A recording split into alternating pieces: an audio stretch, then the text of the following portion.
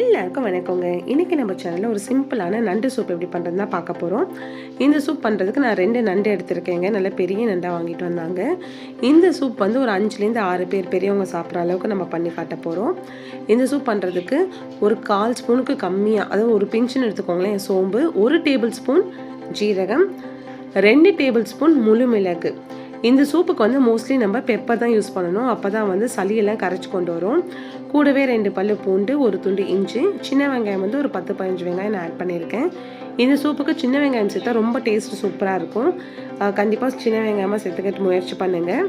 கூடவே வந்து ஒரு தக்காளி, மீடியம் சைஸ் தக்காளி, இது எல்லாத்தையும் வந்து எடுத்து நல்லா அரைச்சி எடுத்துக்கலாம். கொஞ்சம் லைட்டாக குறப்பாக இருந்தால் போதும். அப்போ தான் வந்து குடிக்கும் போது நல்லா அந்த இடித்து போட்ட மாதிரி ஒரு டெக்ஸ்சர் கிடைக்கும் நமக்கு சூப்பில்.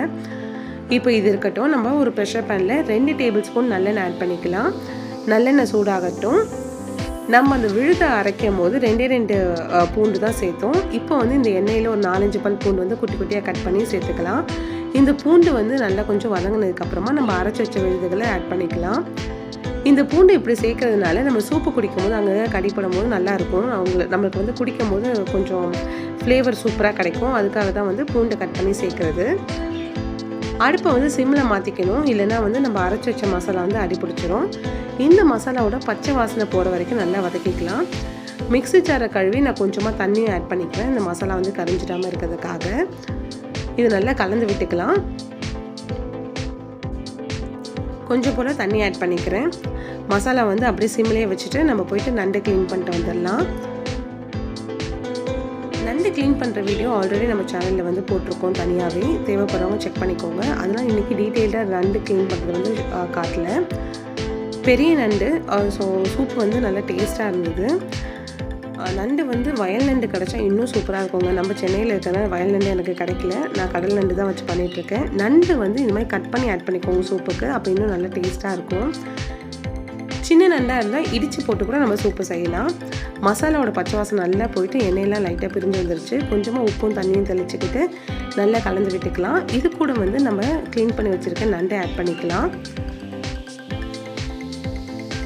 எவ்வளோ சளி தொந்தரவாக இருந்தாலும் சரி, வரட்டெருமையாக இருந்தாலும் சரி, நெஞ்சு சளியாக இருந்தாலும் சரி, இல்லை சளி உறைஞ்சி போய் கஷ்டப்படுறவங்களாக இருந்தாலும் சரி, இந்த மாதிரி சூப் செஞ்சு சாப்பிடும் போது அந்த சளியெல்லாம் கரைஞ்சி வெளியே வருது உங்களுக்கு கண் கூட தெரியும்.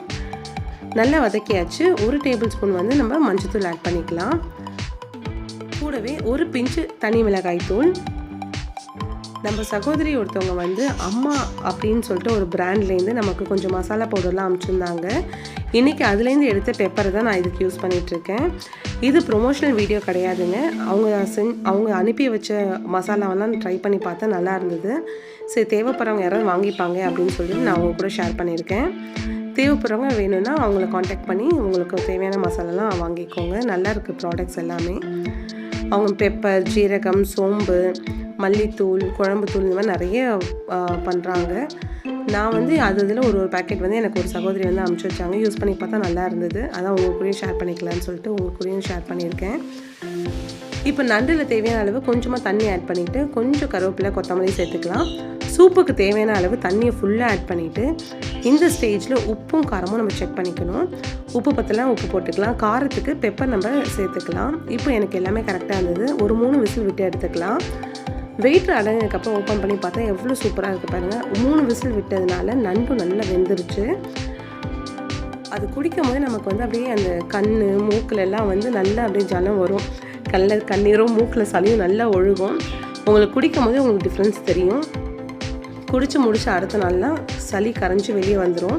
கண்டிப்பாக உங்களுக்கு வந்து நல்ல டிஃப்ரென்ஸ் கிடைக்கும். ட்ரை பண்ணி பாருங்கள். பெரியவங்களுக்கு கொஞ்சம் பெப்பர் ஆட் பண்ணிக்கிறேன். அப்போது இன்னும் கொஞ்சம் காரசாரமாக இருக்கும். இந்த நண்டு சூப் உங்களுக்கு பிடிச்சிருக்கும்னு நினைக்கிறேன். மீண்டும் உங்களை வேறு வீடியோவில் பார்க்குறேன். Until then, bye. Thank you for watching.